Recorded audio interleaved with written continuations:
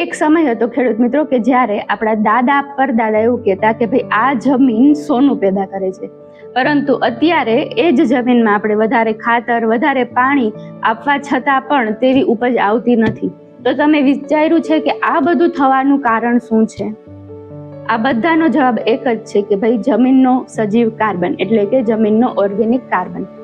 હવે જમીનનો organic carbon એટલે શું? આપણી જમીન છે એમાં રહેલા સુકવાયેલા પાન, મૂળ, કોહવાયેલું ખાતર, છાણિયું ખાતર, ફૂગ, હ્યુમસ, જીવાણુઓ આ બધાથી બનેલો હોય છે સજીવ કાર્બન. હવે ઘણા ખેડૂત મિત્રો એવું વિચારતા હોય છે કે આ જમીનમાં ખાલી માટી જ છે, એમાં અળસિયા જે જીવાણુ હોય છે, ફૂગ હોય છે, બેક્ટેરિયા હોય છે, પછી આપણું કોહવાયેલા ખાતર, તો આ બધાનું એક તો જીવંત વ્યવસ્થાપન હોય છે. તો હવે આ જમીનનો ઓર્ગેનિક કાર્બન એ કેટલો હોવો જોઈએ?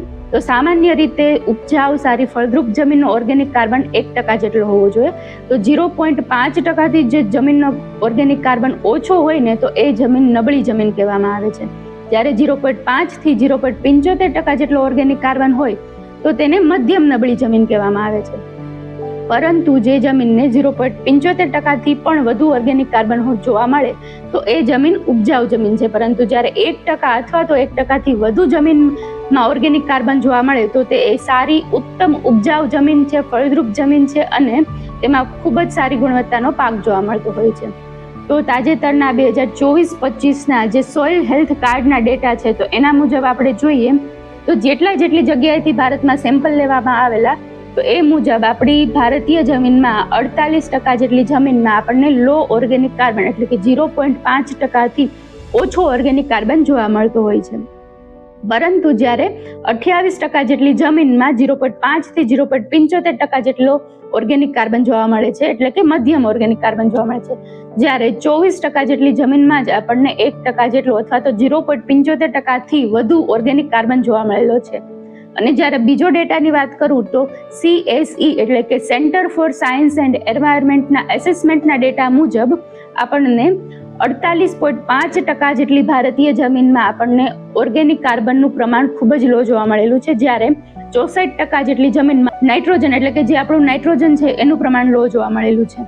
તો હવે આ બધા ઓર્ગેનિક કાર્બનનું જો પ્રમાણ જમીનમાં ઘટે તો શું થાય? તો સૌપ્રથમ તો આપણને જ્યારે વરસાદ ખેંચાય ને તો આપણા પાકને સુકારો ફેસ કરવો પડે, એટલે કે પાકમાં તરત જ સુકારો લાગી જાય છે. અને બીજું નુકસાન શું થાય તો કે જમીનમાં ઓર્ગેનિક કાર્બન ઓછો છે એટલે કે મૂળિયા લાંબા થઈ શકતા નથી, એટલે કે મૂળિયા તરત જ નબળા પડે છે અને નબળા પડે એટલે પાણી ખેંચી શકે નહીં, પોષક તત્વો જેવા લઈ શકે નહીં અને માથેથી જે જમીનજન્ય ફૂગો છે અને જે મૂળના ફૂગો છે, જે ઉત્સુકનો રોગ છે, સુકારો છે, તો આવા બધા ફૂગના જે લક્ષણો છે તરત જ લાગી જતા હોય છે. અને જ્યારે હવે જમીનમાં વાત કરું ને તો કે જમીનની ઉપજાવતા જે એટલે આપણી પ્રોડક્ટિવિટી હોય છે જમીનની, તો એ પ્રોડક્ટિવિટી ઘટી જાય છે, ફળદ્રુપતા ઘટી જાય છે અને જમીન કઠણ બની જતી હોય છે અને માથેથી આપણે યુરિયા, DAP જેવા રાસાયણિક ખાતરો નાખીએ છીએ એટલે ઉપજાવતા સાવ ઓછી થતી જતી હોય છે. FAOના ડેટા મુજબ જો જમીનમાં સોઇલ ઓર્ગેનિક કાર્બનનું પ્રમાણ ઘટે તો જમીનની ફળદ્રુપતા તો ઘટે જ છે, પરંતુ જે પાકની ક્લાઇમેટ જે કેપેસિટી હોય કે તે પોતાનું તાપમાન આપણે જાળવી રાખે, જે પ્લાન્ટની એક કેપેસિટી હોય કે જે ગરમી હોય ને તો પણ એ પોતે ઇવેપોરેશન કરી પોતાનું ટેમ્પરેચર મેન્ટેન કરતો હોય છે. તો એવી જે ક્લાઇમેટ કેપેસિટી હોય છે પ્લાન્ટની એ પણ ઘટી જતી હોય છે. અને સૌથી મોટું નુકસાન શું જોવા મળે છે તો કે જમીનમાં રહેલા સૂક્ષ્મ જીવો જેવા કે બેક્ટેરિયા, ફૂગ, અળસિયા, જે મિત્ર ફૂગ માઇકોરાઇઝા છે, ટ્રાઇકોડર્મા, રાઇઝોબિયમ, આ બધા જીવાણુઓ ધીમે ધીમે ઘટતા જતા હોય છે. હાલમાં હવે કાર્બન કેમ ઘટી રહ્યો છે તો કે આપણે જે પાકના અવશેષો હોય છે આપણે જમીનમાં પાછા નાખતા નથી, લીલો પડવાશનો આપણે ઉપયોગ ઓછો કરી દીધો છે. સાથે સાથે ખેડૂત મિત્રો અત્યારે ઊંડી ખેડ પણ કરી રહ્યા છે અને જે દર વર્ષે ખેડૂત મિત્રો એક ને એક પ્રકારનો પાક વાવ્યા રાખે તો આ પણ એક કારણ છે કે ઓર્ગેનિક કાર્બન ઘટે છે.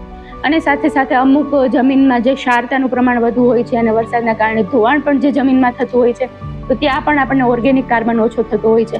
અને મુખ્ય કારણ તો આપણને ખબર જ છે કે જે આપણે રાસાયણિક ખાતરોનો બેફામ ઉપયોગ કરીએ છીએ તો ઓર્ગેનિક મેટર જે જમીનને જોઈતું હોય તો એટલું મળતું નથી. તો આ બધા કારણ છે કે ભાઈ જમીનમાં ઓર્ગેનિક કાર્બન ઓછું થઈ રહ્યું છે. હવે અત્યારના જે પ્રગતિશીલ ખેડૂતો છે એને ખબર છે કે ભાઈ ઓર્ગેનિક કાર્બન ઓછો થઈ રહ્યો છે, તો એ ખેડૂતો જુદી જુદી જે પ્રવાહી રૂપમાં અથવા તો ઘન રૂપમાં જે જુદા જુદા સ્વરૂપોમાં ઓર્ગેનિક કાર્બન અત્યારે માર્કેટમાં મળી રહ્યો છે તેનો ઉપયોગ કરતા હોય છે. તો એ સ્વરૂપમાં અત્યારે અહીંયા ઘન સ્વરૂપમાં કાર્બન કિંગ અને પ્રવાહી સ્વરૂપમાં કાર્બન ક્વીન મેં દર્શાવેલું છે. હવે આ બંને કાર્બનના સ્વરૂપોને તમે 1 એકર દીઠ ઉપયોગ કરી શકો છો. આનું કાર્બન કિંગનું 1 કિલોનું પેકિંગ છે અને આનું પણ 1 લીટરનું પેકેજિંગ છે. તો હવે આ બંને કાર્બન સ્વરૂપોને તમે જમીનમાં નાખો તો શું ફાયદા થાય? તો સૌ પ્રથમ જમીનની બંધારણ શક્તિ સુધરે, જમીનનો સ્વભાવ સુધરે, જમીન નરમ બને, ભરભરી બને અને જે વોટર હોલ્ડિંગ કેપેસિટી છે એ પણ વધે. અને સાથે સાથે જે જમીનમાં આપણા મિત્ર ફૂગ છે, જે જીવાણુઓ છે, જે બેક્ટેરિયા છે ફાયદાકારક, જેવા કે માઇકોરાઇઝા છે, ટ્રાઇકોડર્મા છે, એનો વિકાસ પણ સારો થાય અને જલ્દી થાય. સાથે સાથે જે એન્ઝાઇમેટિક પ્રવૃત્તિ હોય છે અને જે આપણા પોષક તત્વોને મૂળ સુધી લાવવાની જે અવર જવરની પ્રવૃત્તિ હોય છે તો એ પણ સારી થાય. અને સાથે સાથે આપણે જમીનમાં જેટલા પણ જે ક્ષારીય જોવા મળે છે, ક્ષાર જોવા મળે છે, તો એ બધા ક્ષારને સુધારી અને આ ઓર્ગેનિક મેટર નાખીએ તો આપણે બધી ક્ષારીય જમીનની ઉપજાવ શક્તિ વધે, પાક પોતાની ફળદ્રુપતા, જમીનની ફળદ્રુપતાના કારણે પાકનો પૂરો વિકાસ થાય, પાકની ગુણવત્તા સારી થાય, ઉપજ સારી આવે અને જે આપણી જમીનની પાણી ધારણ કરવાની જે મેં કીધું શક્તિ એ પણ વધે છે. અને આ પૂરું જે સજીવ કાર્બન છે એ બધાના ફાયદા છે કે ભાઈ સજીવ કાર્બન નાખવાથી તમારી જમીનમાં આટલો ફેર પડે, તમારા પાકમાં આટલો ફેર પડે. તો ખાસ ખેડૂત મિત્રો અત્યારે જ ચેતી જાવ અને જમીનમાં ઓર્ગેનિક કાર્બનને નાખવાનું શરૂ કરી દો. હવે જે મેં આ તમને કીધું કે જે બંને કાર્બન કિંગ અને ક્વીન છે, તો આ બંનેનો તમે ઉપયોગ 1 કિલોગ્રામ પ્રતિ એકરના દરે કાર્બન કિંગનો ઉપયોગ કરી શકો છો અને 1 લીટર પ્રતિ એકરના દરે કાર્બન ક્વીનનો ઉપયોગ કરી શકો છો તમે. જો તમારે કાર્બન કિંગ અને ક્વીન વિશે વધુ કંઈ માહિતી જોઈતી હોય તો તમે અમારા નંબર 98 98 93 80 88 પર પણ ફોન કરીને તમે પૂરેપૂરી માહિતી જાણી શકો છો. અને તમારા વિસ્તારમાં પણ ક્યાં અત્યારે આ વસ્તુ ઉપલબ્ધ છે તો તમે એની માહિતી પણ જાણી શકો છો. ધન્યવાદ.